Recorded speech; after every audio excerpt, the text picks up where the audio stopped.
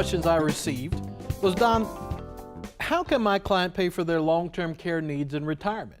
Well, I'll tell you the truth, it's one of the most expensive parts of retirement and the least planned for. A recent study said that a retiree who lives 25 or 30 years can expect $250,000 in out-of-pocket medical costs. That's not long-term care like we think of nursing home. That's just out-of-pocket costs.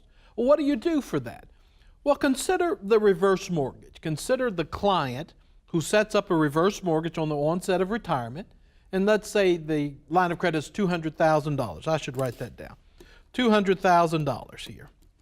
And it's growing today at 6.3%. So that means it's going to be $212,000 plus at the end of the first year.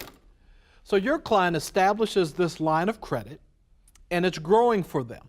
So the concerns that the questioner had says, what about long-term care needs? There are three ways to pay for long-term care needs in retirement. Self-funded, which means you just drain out all your assets and you do that to kind of pay for private care in the facility or at home. Number two, you bought long-term care insurance. Or number three, your family is paying for it. And they're paying for it because your daughter had to quit work, or maybe someone had to be a caregiver.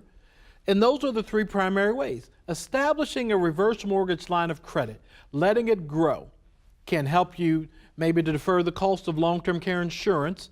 Maybe if you had long-term care insurance and you couldn't afford the premiums, this could establish that. This is a way of self-funding, because the $200,000 growing at 6%, and you set it up at 62, when you're 82, that is a humongous pot of money, $600,000. It's a way to use the equity in your home to provide for insurance for future needs. So if you don't have long-term care insurance, or you're not sure you can continue to afford to pay the premiums, a reverse mortgage could help. Takes the burden off your family, and it can preserve your assets by establishing another pot of money. It's just one way that people are using this resource to provide for the needs in their retirement.